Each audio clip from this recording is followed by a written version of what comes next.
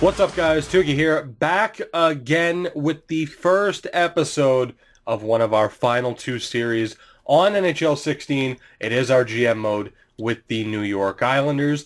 Now, obviously, this was supposed to be out a little bit sooner than it was, but if you saw on Twitter, I've had a lot of crashing issues with this game as of late, so that's been a big part of the reason as to why it hasn't gone up so far. And as well, the rosters are just terrible on this game.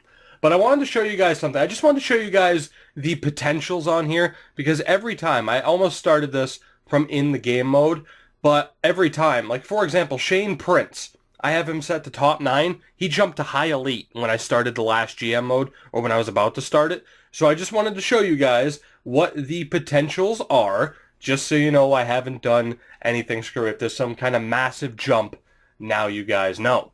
But anyway, as far as this series goes, in a way to keep it a bit more realistic, because obviously I could try to go down the same path that I went with the Vancouver Canucks and just turn this into an absolute dynasty, just a very well-oiled machine that constantly, just regenerates top player after top player and just really, make it kind of easy. I mean, despite the fact that the Vancouver series ended on a pretty bad note, we were still dominant, just so dominant.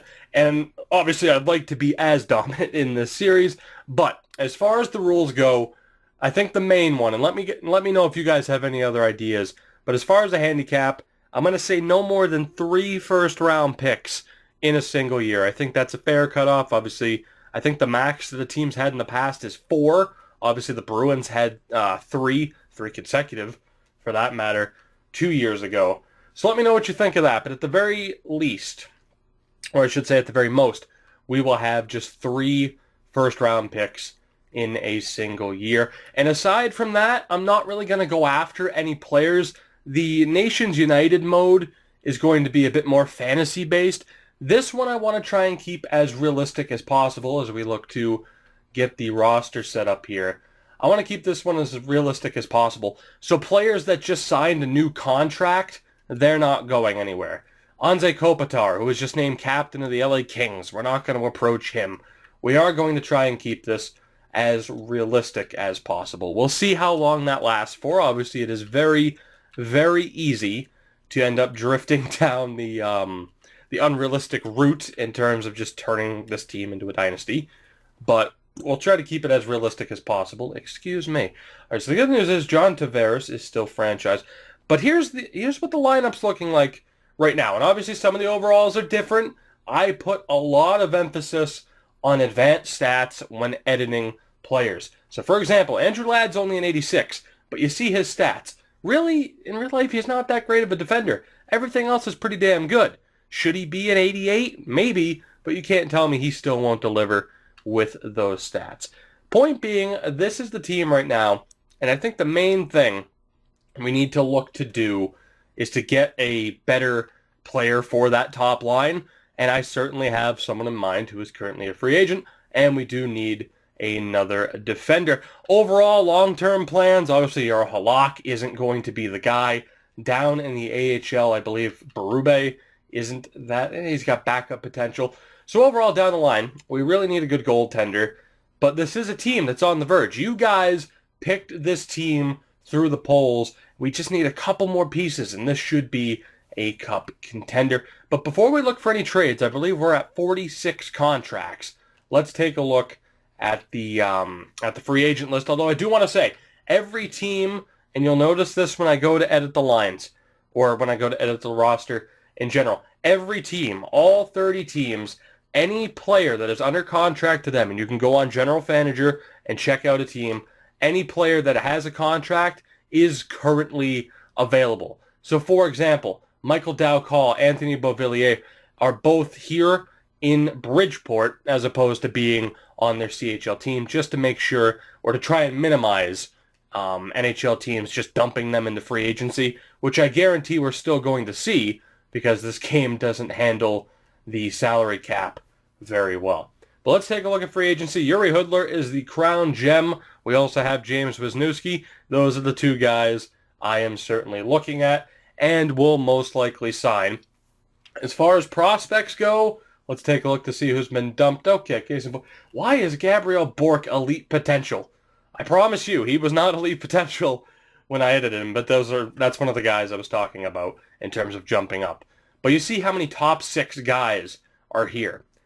Now, if it was up to me, if we were playing this as serious as possible, we would trade away a lot of our very low-rated prospects, try to sign as many of these guys as possible, which could happen. I mean, maybe. And I think I'll leave that up to you. I think this will be a shorter episode, kind of an episode 0. I want to know your input on what our first steps should be. And I'll say this, as far as prospects go, should we sign just a couple of them?